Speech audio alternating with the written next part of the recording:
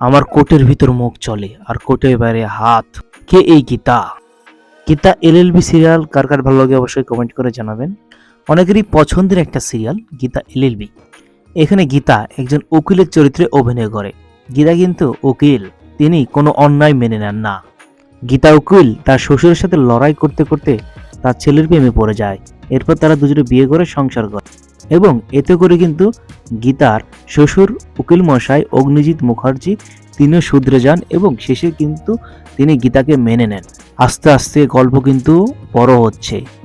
এই সিরিয়ালে গীতার নতুন কেস নেই, নানা ঘটনার সৃষ্টি হয়, জল্পনা কল্পনা। গীতার নতুন কেস, গীতা উকিল বড্ড রাগী, সে কিন্তু কারো কথা শোনে না, সে যেটা ন্যায় মনে করে ওই পথেই চলে।